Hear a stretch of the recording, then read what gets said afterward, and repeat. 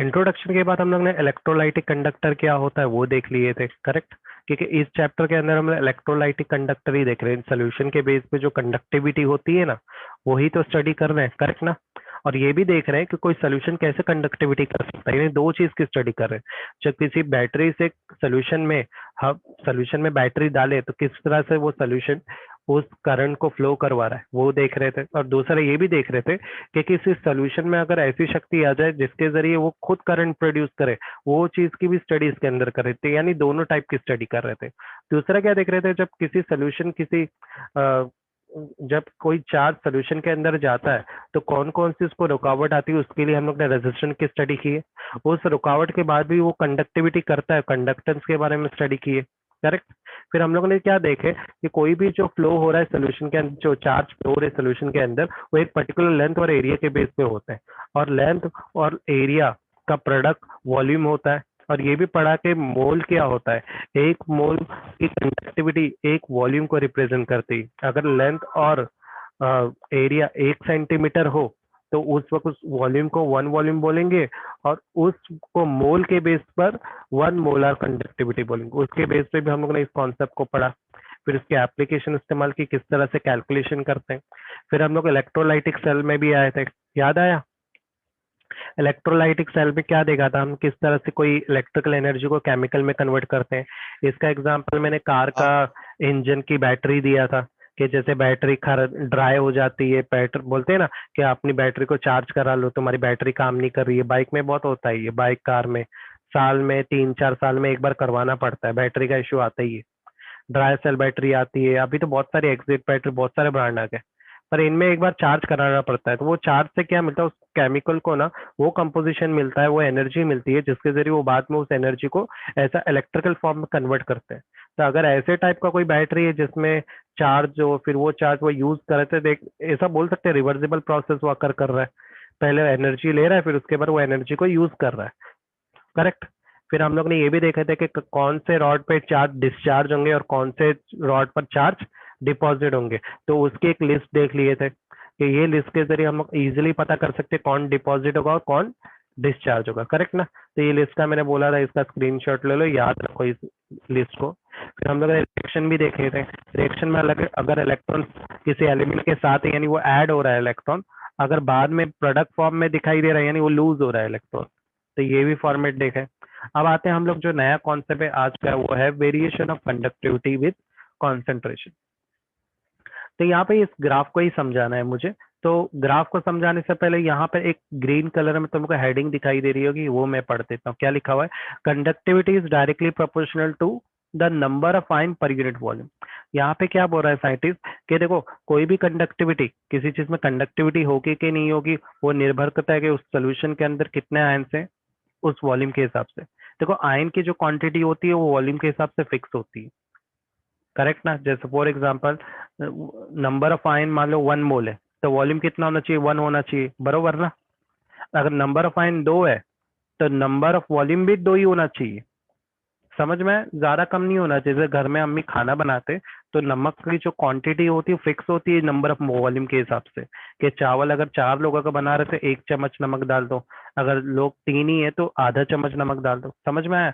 तो volume base पे जो सॉल्ट है वो फिक्स होता है, बिल्कुल उसी तरह से अगर कंडक्टिविटी फिक्स करनी है तो तुम्हें नंबर ऑफ आयन को फिक्स करना बहुत जरूरी है। ये हम लोग ऑलरेडी पढ़ चुके हैं मोलर कंडक्टिविटी में, इधर पे वो वही चीज लिखी है। पर क्या हो, मान लो कि क्या किया तुम्हारी अम्मी ने, खाने में नमक ज्यादा डाल दिया। अब ज्यादा नमक डालने से क्या होगा, जैसे तुम खाना खाओगे तुमको नमकीनियत फील होगी कि नहीं, खाने खा पाओगे खाना। हाँ साइमा, कईस, कुलसुम, फरहान, खाना खा पाओगे नहीं अगर नमक ज्यादा हो तो। मान लो वो नमक एक्चुअली नहीं। कंडक्टिविटी है, ओके। तो यानी अगर तुम किसी पानी में ज्यादा नमक डालो तो वो आयन जनरेट करेगा। आयन्स का मतलब क्या, आयनाइज हो जाता है। आयनाइज का मतलब है कि जब वो पानी में जाता है ना तो अपने आप को ब्रेक कर देता है। वो जो नमक है ना, कैसे ब्रेक करता है, आयंस में ब्रेक करता है, सोडियम को अलग कर देता है, क्लोरीन को अलग कर देता है। और इस तरह से कंडक्टिविटी ज्यादा डालने में कंडक्टिविटी हमेशा अच्छी ही होगी, और कुछ प्रेसिपिटेट फॉर्म में नीचे स्टेबल होंगे। पर मान लो तुमने एक केस ऐसा कर दिया जिसमें क्या किया तुमने, नमक एकदम कम डाला है, मतलब पानी बहुत ज्यादा है, यानी वॉल्यूम ज्यादा है पर नमक कम है, तो क्या होगा, अगर तुमने पानी ज्यादा लिया है, नमक कम लिया है, तो तुम बिना चम्मच हिलाए भी वो नमक डिजोल्व हो जाएगा पानी के अंदर। ट्रू और नॉट? बिकॉज आपका नमक थोड़ा ही है, तो थोड़े नमक को डिजोल्व करने के बाद अगर तुम पीते हो उस पानी को, क्या तुम्हें वो नमकीनियत फील होगी? जाहिर बात है, नमक बहुत कम है तो उसको फील करना बहुत मुश्किल होगा। करेक्ट? तो जब तुम ज्यादा नमक डालोगे ना तो स्ट्रॉन्ग इलेक्ट्रोलाइट कंडक्टिविटी करेगा। ये कब करेगा? जब number of ion per unit volume fix तुमने सही से डाला है।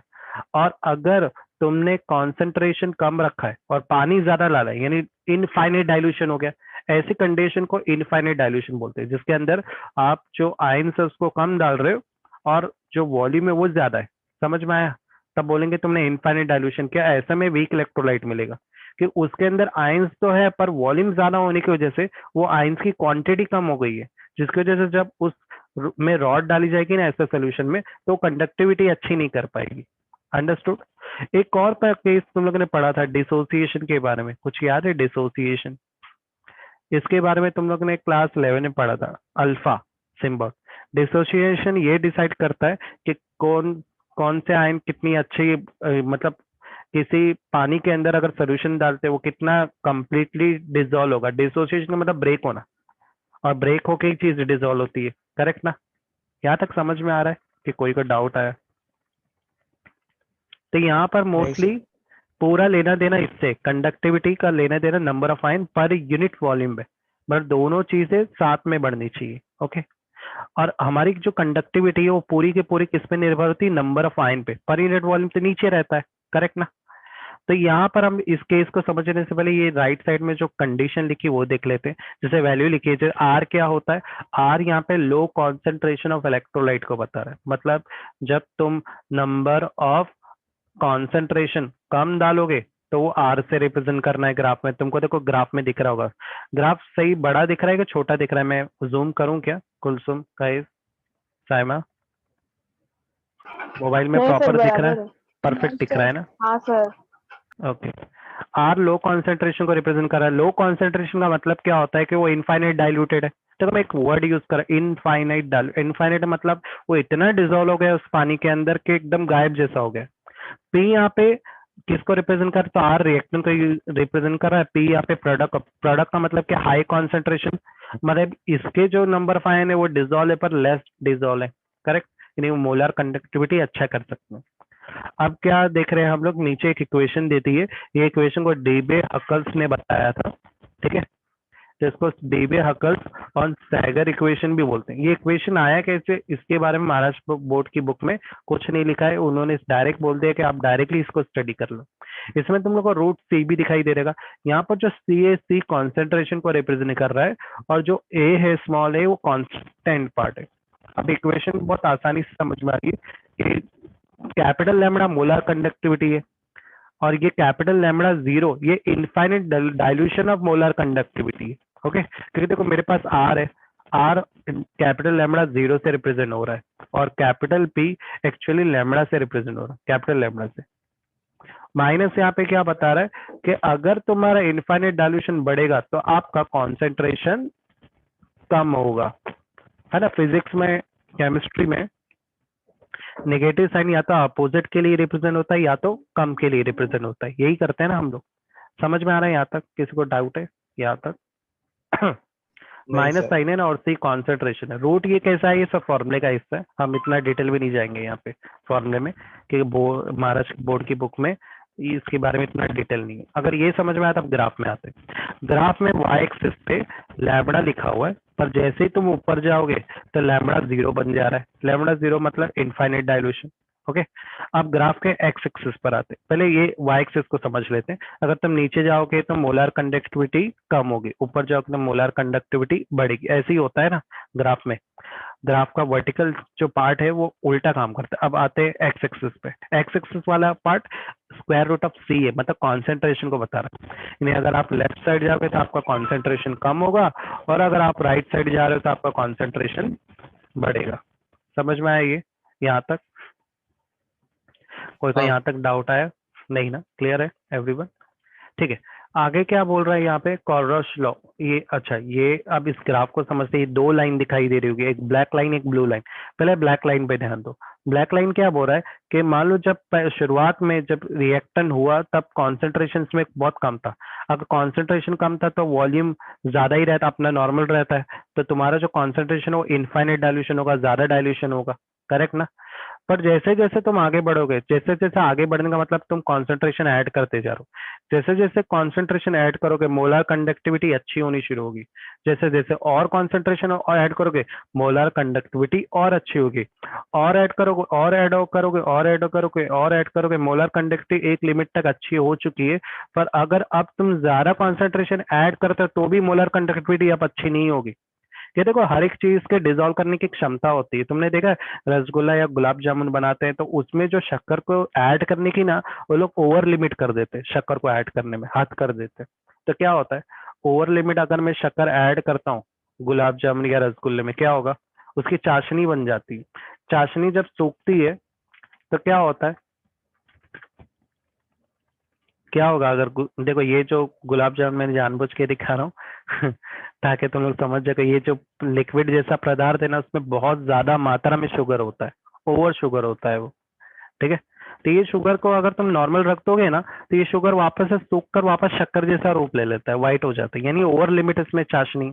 अब जाहिर बात है, तुम ज्यादा अगर शक्कर मिलाओगे तो वो डिजोल्व होगा क्या? तो डिजोल्व करने के लिए दुकान वाले क्या करते हैं, तुमने ऑब्जर्व किया, जब भी वो गुलाब जामुन या रसगुल्ला खरीदोगे ना, वो ज्यादातर तुम्हें गर्म ही मिलेगा, ठंडा बहुत कम मिलेगा। तो गर्म क्यों रखते हैं ये लोग? ताकि वो जो शक्कर है ना वो डिजोल्व रहे। याद है मैंने पढ़ाया था, saturated, super saturated, unsaturated solution. क्या पढ़े थे हम लोग ने? अनसैचुरेटेड सोल्यूशन के अंदर नंबर ऑफ सोल्यूट पार्टिकल कम होते हैं, यानी कॉन्सेंट्रेशन लो होता है। सैचुरेट सोल्यूशन में इतना डाला जाता है कि वो डाइल्यूट हो जाए, और सुपर सैचुरेटेड में क्या करते हैं, ओवर लिमिट डाल देते हैं और बाद में हीट भी करते हैं ताकि वो और उसको डिसॉल्व करते जाए। ये हीट करने से चीजों का डिसोल्यूशन बढ़ जाता है लिक्विड के अंदर। समझ में आया? पर हर एक चीज की लिमिट होती है, कोई चीज को कितना, यहाँ पे हम हीट नहीं कर रहे, हम नॉर्मल डिसॉल्व कर रहे, तो क्या होगा, एक लिमिट के बाद वो डिसॉल्व होना बंद हो जाएगा। और तब तुम्हें क्या फॉर्मेशन होगा, जितना डिसॉल्व हुआ है आयन, उतना ही तुमको अनडिसॉल्व आयन भी मिलेगा, दैट इज कॉल्ड प्रेसिपिटेशन। वो नीचे सेटल डाउन हो जाएगा सोल्यूशन के। तब तुम कितना भी ऐड करो तुम आयंस, कोई फायदा नहीं, क्योंकि वो आयंस तो पानी के साथ डिसॉल्व ही नहीं हो रहे। और अगर डिसॉल्व नहीं होंगे तो मोलर कंडक्टिविटी कैसे देंगे? तो एक लिमिट के बाद तुमको मोलर कंडक्टिविटी मिलेगी ही नहीं, मतलब उसको जितना मिलना था उतनी मिल गई। क्लियर है? फर्स्ट ग्राफ ब्लैक कलर का, किसी को कोई डाउट? गाइस, कुलसुम, साइमा, नहीं। फरहान, नहीं गाइस? सर। ठीक है, थोड़ा नहीं सर। रिप्लाई देते रहना पड़ेगा ताकि मेरे को लगे कि तुम लोग भी सर अगर एक्टिव। ये ग्राफ एग्जाम में पूछे तो ये ये जो ऐसे ही बनाना छोटा है। सा, अब ऊपर देखो सर कैसे ये लोग दोनों क्रॉस इंटरसेक्ट कर रहे हो, नीचे से हाँ हाँ, पैरेलल है दोनों। नीचे से ऐसे ही बनाना पैरेलल था हो गए, एकदम। हाँ ऐसे ही बनाना है। टेक्स्ट बुक में रहेगा, तुम लोग देख सकते हो, थोड़ा सा माइन्यूट चेंज हुआ, डजंट मैटर। ये ग्राफ अभी तक पूछा नहीं गया है, पर नॉलेज रखो क्योंकि ये काफी कॉन्सेप्चुअल चैप्टर है और इजी कॉन्सेप्ट है। बोलते हैं ना, कोई रॉकेट साइंस नहीं है। दूसरा जो ग्राफ है ना, वो वीक इलेक्ट्रोलाइट को बोल रहा है। मतलब तुमने यहाँ पे जो तुमने कॉन्सेंट्रेशन ऑफ आयन यूज की ना, आप उसमें भी क्वालिटी आती है ना। जैसे मार्केट में अगर तुम जाते हो, तो अभी तुम फॉर एग्जाम्पल कोई भी चीज खरीदने जाओ, मान लो अगर तुम जिम्मेदार नागरिक हो गए, घर में तुमको बोले जा बेटा सारे काम तू कर, आप बोलेंगे जा बेटा पेंट खरीद के लेके आ, पेंट, सॉरी नॉट पेंट। तो पेंट में भी वैरायटी आती है, कलर के साथ साथ ब्रांड्स आते हैं, कौन सा चाहिए, महंगा वाला चाहिए, सस्ता चाहिए। अब तुम बोलेंगे अरे ये क्या फर्क रहता है महंगे सस्ते में, ये एपेक्स क्या होता है? तो तुमको एक चीज बता, तो एपेक्स जो होता है वो सबसे अच्छी क्वालिटी का कलर होता है। इससे क्या पता चला, इन्हें पेंट में भी वैरायटी है, यानी मेरे को बेवकूफ बना सकते हैं। ऐसे जब हम लोग कंप्यूटर पार्ट के लिए जाते हैं ना मार्केट में, जैसे अगर मैं जा रहा हूँ, चलो मेरे को कंप्यूटर बनाना है, तो मुझे कंप्यूटर पार्ट खरीदना है, तुम्हें पता है इसमें भी लोग बेवकूफ बनाते हैं, बरोबर? अब मान लो तुमने रैम खरीदी या मदरबोर्ड खरीदी, तो मदरबोर्ड में इतनी वैरायटी आती है ना, इतने ब्रांड्स आते हैं, कुछ बहुत कॉस्टली बेचते हैं, कुछ बहुत सस्ता बेचते हैं। तो दुकान वाला क्या करेगा, तुमको सब लो लो क्वालिटी वाला चिपकाएगा। रैम में क्या करेगा, कम फ्रीक्वेंसी दे देगा। मदरबोर्ड में क्या करेगा, कोई अन्नडी मदरबोर्ड तुमको चिपका देगा, क्यों? उसको पता है उसको, इस बंदे को कुछ नॉलेज नहीं है। तो देखो मैं बोल रहा हूँ लो क्वालिटी, बरोबर, यानी हाई क्वालिटी भी चीज आती है, करेक्ट ना? तो बिल्कुल उसी तरह से हमारे पास दो टाइप के सोल्यूशन है, एक स्ट्रॉन्ग और एक वीक। स्ट्रॉन्ग इलेक्ट्रोलाइट मतलब जैसे नमक हो गया, जितने भी इनऑर्गेनिक होते हैं ना, मिनरल्स हो गए, वो स्ट्रॉन्ग इलेक्ट्रोलाइट होता है, क्योंकि इनके आयन से जो इलेक्ट्रिसिटी प्रोड्यूस होती है ना, वो बहुत ही अच्छी होती है। जैसे अपने बानेगर में याद है, कई कुलसुम हम लोग ने एक्सपेरिमेंट किया था, जेबा मिस ने वो नमक डाली थी, उसके जरिए बल्ब को ग्लो किया था उन्होंने, रिमेम्बर? तो वो सॉल्ट ही था, उस सॉल्ट के जरिए उन्होंने ग्लो किया था बल्ब को। एक बार बैटरी देनी पड़ी ताकि उसको पुशअप कर सके, उसके आयंस को रोटेशन दे सके, उसके बाद वो एलईडी अपने आप जल रहा था। समझ में आया? तो यहाँ पर ये मिनरल आयन काफी स्ट्रांग होते हैं। लेकिन उसी जगह पर अगर मैं वीक इलेक्ट्रोलाइट की बात करूं, तो वीक इलेक्ट्रोलाइट में एग्जांपल क्या आएगी? नींबू। जितने भी ऑर्गेनिक प्रोडक्ट होते हैं ना, जैसे एसिडिक प्रोडक्ट, जितने भी खट्टे प्रोडक्ट है, नींबू हो गया, संतरा हो गया, इन सब के अंदर भी होता है, आयंस होते हैं, पर इन आयंस की जो पावर होती है वो बहुत कम होती है ना? तो इससे तुम कितना भी आयन जनरेट करो, उतना अच्छा नहीं होगा जो स्ट्रॉन्ग इलेक्ट्रोलाइट देगा, ये वीक ही होंगे। तो वीक का ग्राफ कुछ टेढ़ा जा रहा है, तो देखते हैं क्या समझा रहा है। जो शुरुआत में तुमने कम, मान लो नींबू पानी में 1 ड्रॉप डाला, 1 ड्रॉप डालोगे तो नंबर ऑफ डाइल्यूशन ज्यादा ही होगा, क्योंकि वो 1 ड्रॉप घुल जाएगा पानी में, पता भी नहीं चलेगा कि उस पानी में नींबू पड़ा है, बरोबर? फिर धीरे धीरे क्या करोगे तुम? तो धीरे धीरे क्या हो रहा है यहाँ पे, मोलर कंडक्टिविटी देखो, उस एक नींबू के ड्रॉप से भी तुमने ड्रॉप 2 ड्रॉप किए, मान लो 3 ड्रॉप किए, 4 ड्रॉप किए, तो मोलर कंडक्टिविटी तुम्हारी थोड़ी बढ़ी। उसके बाद क्या रही, अभी भी डाउन ही जा रही मोलर कंडक्टिविटी, यानी इतनी अच्छी नहीं बढ़ रही है, मोलर कंडक्टिविटी घटते ही जा रही है। तुम ड्रॉप बढ़ाते जा रहे हो, तुमने एक काम किया, पूरा नींबू, 2-3 नींबू, 4-5 नींबू, 1 दर्जन नींबू डाल दिए, पर क्या हो रहा है, मोलर कंडक्टिविटी बढ़ने की बजाय क्या हो रही है, सिर्फ घटते ही जा रही है। मतलब तुम कॉन्सेंट्रेशन बढ़ा रहे हो तो भी तुमको इतनी अच्छी मोलर कंडक्टिविटी नहीं मिल रही है। इससे क्या समझ में आ रहा है, तुमने एक बार जितना अमाउंट डाला ना, 4 ड्रॉप या 10 ड्रॉप, तुम्हें कितना ज्यादा डालो या कम डालो, तुमको जो कंडक्टिविटी वो लिमिटेड ही मिलने वाली है वीक इलेक्ट्रोलाइट से। समझ में आया दोनों का डिफरेंस? तो ये ब्लू कलर का ग्राफ इसी चीज को बता रहा है कि एक लिमिट तक तुम्हें मोलर कंडक्टिविटी मिल गई, उसके बाद अब तुमको वो डिक्रीज ही होते जा रही, घटते ही जा रही है, और एक समय ऐसा आएगा जहाँ पे स्ट्रांग और वीक दोनों इक्वली घटाव दिखाई देगा दोनों का। समझ में आया? तो ये ग्राफ तुम लोग को समझ में आ गया, ग्राफ किस चीज को एक्सप्लेन कर रहा है कि मोलर कंडक्टिविटी कॉन्सेंट्रेशन पे कैसे निर्भर है, यानी ये जो स्टार्टिंग में जो वर्ड लिखा है ना, इसी चीज को ये ग्राफ एक्सप्लेन कर रहा है। कोई डाउट है यहाँ पे, आगे बढ़ जाए? कोई हाँ सर। कंफ्यूजन? हाँ सर। No sir. ठीक है, नेक्स्ट आगे बढ़ जाते हैं। नेक्स्ट कॉन्सेप्ट है Kohlrausch law of independent migration of ion, इसको कॉलरॉश लॉ भी बोल सकते हैं। तो कॉलरॉश लॉ क्यों बना? तो अभी ये जो इक्वेशन है डीबे हकल्स के बेस पे थी। डीबे हकल्स क्या बोल रहा था कि हम, ये जो कॉन्सेप्ट आया था, ये सिर्फ कौन से कॉन्सेंट्रेशन के लिए आया था? स्ट्रॉन्ग इलेक्ट्रोलाइट के लिए आया था। ये वीक इलेक्ट्रोलाइट के कैलकुलेशन के लिए ये नहीं बनाया गया था। तो अब ऐसे में कॉलरॉश लॉ आया। जैसे हमारे मार्केट में भी होता है ना, आज कैसे कैसे डिवाइस आने लगे, ऐसे डिवाइस भी आ गए जो कंप्यूटर में भी लगते हैं और मोबाइल में भी अटैच हो जाते हैं, करेक्ट ना? और ऐसे मल्टीपल डिवाइस लोग ज्यादा खरीदते हैं। जैसे मान लो अभी तुम अगर टाइप करते हो, चलो मैं एग्जांपल से समझाता हूँ तुम लोग को, यहाँ पे क्या बता रहा हूँ। तो अभी एक मार्केट में एक डिवाइस आया जिसका नाम है कीबोर्ड। ये बहुत सिंपल चीज है, तो तुम लोग बोलेंगे अरे सर इसमें क्या फर्क है? तो कीबोर्ड अभी ना ब्लूटूथ कीबोर्ड आ गया। तो ये काफी एवोल्यूशन है, क्योंकि ये जो कीबोर्ड है ना ब्लूटूथ, ये पोर्टेबल है, और पोर्टेबल के साथ साथ ये मोबाइल में भी लग सकता है, और कंप्यूटर में भी लग सकता है, टैबलेट में भी लग सकता है, आईपैड में भी लग सकता है। अच्छा है कि नहीं ये कीबोर्ड? और ये फोल्डेबल कीबोर्ड है, मतलब एकदम छोटा है। देखो ऐसे छोटे भी आते हैं, बड़े आएंगे तो पॉकेट की तरह फोल्ड हो जाते हैं। देखो ये वाला दिखाई दे रहा होगा, फोल्डेबल कीबोर्ड। तो यहाँ पर मल्टीटास्क क्यों बनाया जा रहा है? पहले कीबोर्ड तो सिर्फ कंप्यूटर के लिए था, तो ऐसा क्यों बनाया गया सारी चीज के चलने के हिसाब से? अरे जरूरी है ना, लोगों को मल्टीपल डिवाइस पसंद आते हैं जो हर जगह पे लग जाए। लोग अलग अलग डिवाइस खरीदना नहीं पसंद करते कि सर इसके लिए अलग, और दूसरा वो ब्लूटूथ है, मतलब कोई वायर नहीं, वायर का जाल से भी बच गए, करेक्ट? तो इसी तरह से ये जो कॉलर्स लॉ है ना, उसने एक मल्टीपल डिवाइस बनाया। यहाँ पे मल्टीपल डिवाइस का मतलब क्या है कि इसने क्या किया, डेवी हकल्स का जो कॉन्सेप्ट था वो सिर्फ स्ट्रॉन्ग इलेक्ट्रोलाइट के लिए ही बनाया गया था। इस इक्वेशन के जरिए मैं सिर्फ स्ट्रॉन्ग इलेक्ट्रोलाइट को ही कैलकुलेट कर सकता हूँ। समझ में आया? तो कॉलर्स ने क्या किया, उसने एक ऐसा फॉर्मूला बनाया जिसके जरिए चाहे वीक इलेक्ट्रोलाइट हो या स्ट्रॉन्ग इलेक्ट्रोलाइट हो, दोनों को कैलकुलेट कर सकते हैं। समझ में आया क्या? ये बिल्कुल एवोल्यूशन जैसा नहीं लग रहा है? आईफोन 5, आईफोन 10, क्या डिफरेंस है? मल्टीटास्क, मल्टी चीज हो गई, कैमरा भी है, मोबाइल पे फोन भी करो, सिक्योरिटी भी अच्छी है। समझ में आया? तो यही चीज चल रही है ना हर एक जगह पर, तो केमिस्ट्री में भी वही चीज चली। कॉलश ने इस चीज में बाजी मार ला, डीबे हकल सिर्फ स्ट्रॉन्ग के लिए था, कॉलश दोनों के लिए काम आ रहा था। अब कॉलश का लॉ अगर देखें तो काफी इजी है, उसने लैम्बडा जीरो। अब लैम्बडा जीरो क्यों लिया, क्योंकि वीक इलेक्ट्रोलाइट के लिए भी बनाया गया है। तो वीक इलेक्ट्रोलाइट के लिए मैं लैम्बडा जीरो मतलब इनफाइनाइट डायल्यूशन। अगर इनफाइनाइट डायल्यूशन है तो हम ये फॉर्मूला लिखेंगे, अगर इनफाइनाइट डायल्यूशन नहीं है तो ये जीरो का हटा देना सिर्फ फॉर्मूला, बाकी फॉर्मूला सेम रहेगा। इसके स्टेटमेंट बढ़ते हैं।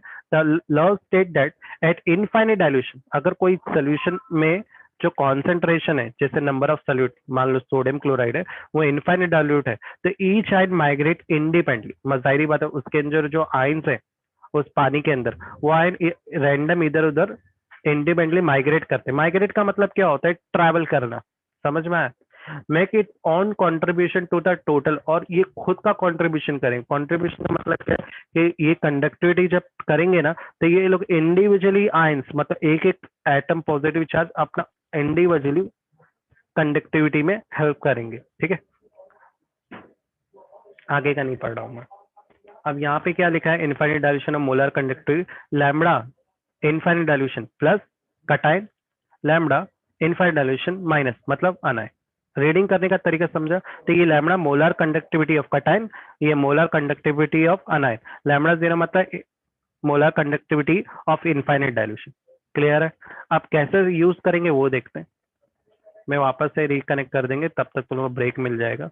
अब यहाँ पे तुम लोगों को इलेक्ट्रोलाइट दिखाई दे रहा है, सोडियम क्लोराइड और पोटेशियम क्लोराइड को देखो, दोनों का इनफाइनाइट डायल्यूशन एट 298 केल्विन कितना है, 149.86, और दूसरे का 126.46। अब क्या करना है, मेरे को दोनों का डिफरेंस निकालना है। तो दोनों का डिफरेंस कैसे निकालेंगे। हाँ फरहान, कईस, कुलसुम, साइमा, सिंपल। डिफरेंस का मतलब माइनस माइनस। निकालना हुआ ना, माइनस कर दो दोनों को। माइनस करने पे तुम्हें क्या मिलेगा, 23.41।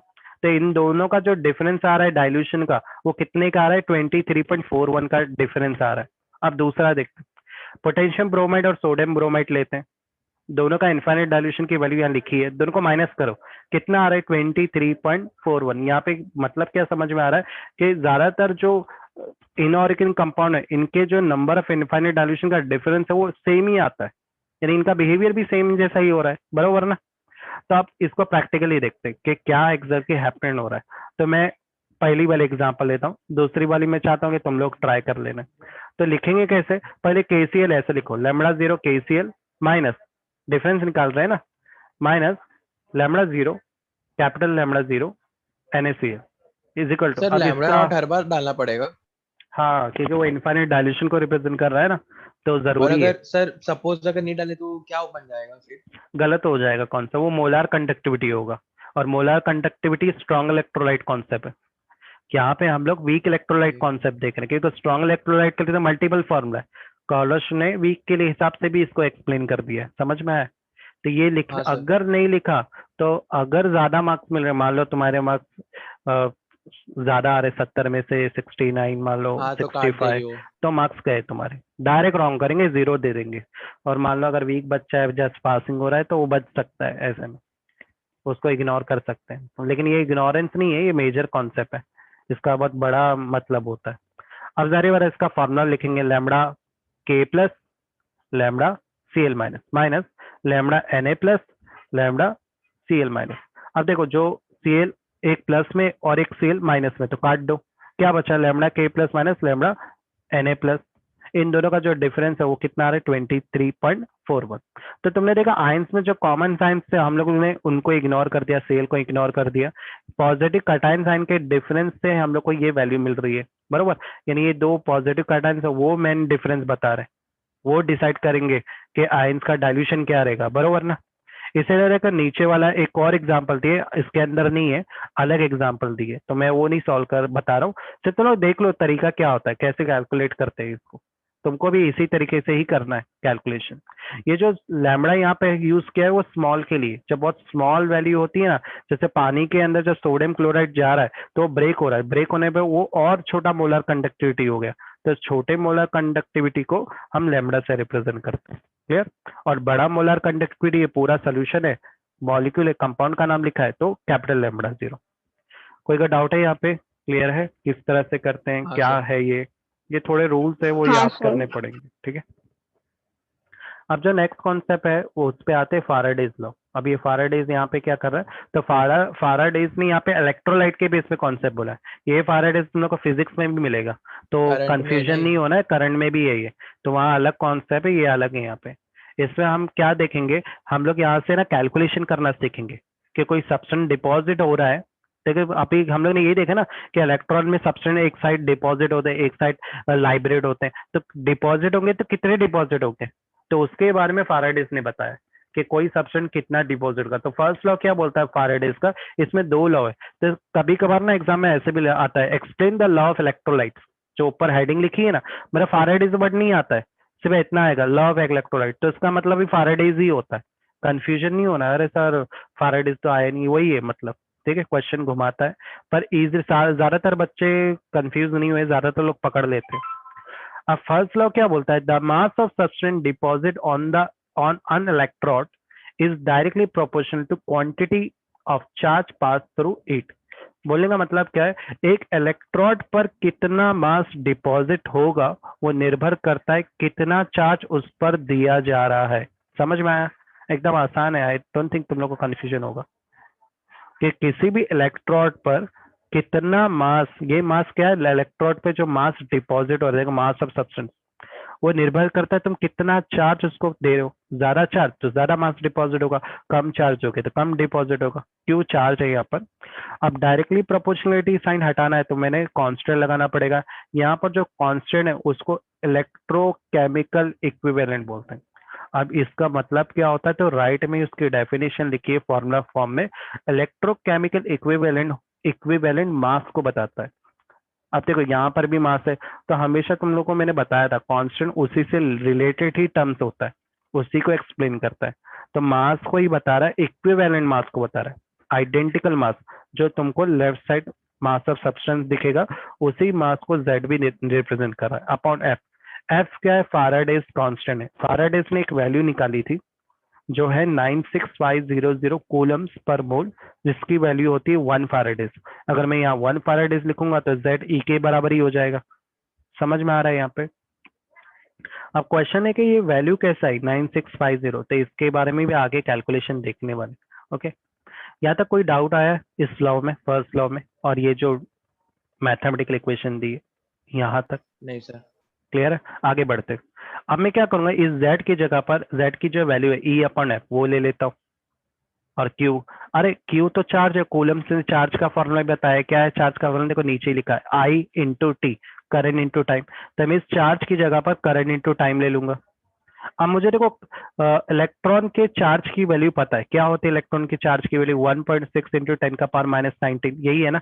यहाँ पे देखो पूरी डिटेल में लिखी 1.602 इंटू 10 का पावर माइनस 19। अगर तुमको याद नहीं हो रही तो एकदम शॉर्टकट ट्रिक क्या है, 1.6 इंटू 10 का पावर माइनस 19, ये फिक्स वैल्यू है, तो इसको याद कर लो। ये चार्ज ऑफ इलेक्ट्रॉन की वैल्यू, चार्ज ऑफ प्रोटॉन की वैल्यू क्या होती है, सेम होती है, 1.602 इंटू 10 का पावर प्लस 19। डिफरेंस क्या है समझ में आया, इलेक्ट्रॉन की चार्ज की वैल्यू और प्रोटॉन में माइनस और प्लस का डिफरेंस है। ओके, अब charge of 1 mole of electron कैसे पता करेंगे, बहुत आसान है। इस जो वैल्यू मिली है तुमको चार्ज ऑफ 1 इलेक्ट्रॉन की, उसको एवोगैड्रस नंबर के साथ मल्टीप्लाई कर दो।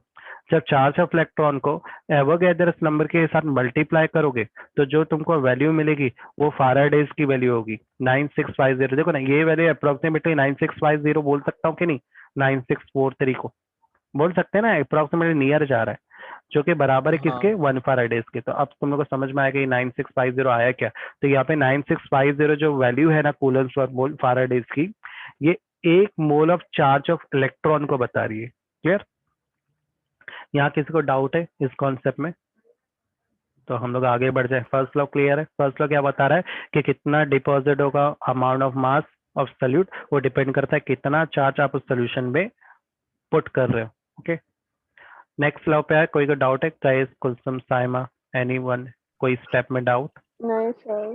क्लियर है ना। नहीं सर। ओके, अब सेकंड लॉ पे आते हैं। सेकंड लॉ क्या बोलता है, when the same amount of charge is pass through different electrolyte in series, their amount of substance deposit on electrode always lie in a fixed rate of their equivalent। समझ में आया ये क्या बोल रहा है, अगर चार्ज फिक्स होगा, मान लो मेरे पास 3 डिफरेंट बीकर और तीनों डिफरेंट बीकर में डिफरेंट सोल्यूशन और सभी में मैंने रॉड लगा दी, और मैंने क्या किया, बैटरी से जो चार्ज है वो फिक्स रख दिया, ये जो बैटरी से चार्ज फिक्स है, तो क्या होगा, अगर चार्ज फिक्स है तो सब्सटेंस का डिपॉजिट का अमाउंट भी क्या हो जाएगा, फिक्स हो जाएगा सभी में। पर डिफरेंट इलेक्ट्रोलाइट में वो डिपोजिशन की एनर्जी अलग अलग होगी। बोलने का मतलब क्या है, डिफरेंट इलेक्ट्रोलाइट मतलब अगर सिल्वर नाइट्रेट ले रहा हूँ तो हो सकता है उसका इलेक्ट्रोलाइट की जो प्रॉपर्टी वो अलग हो।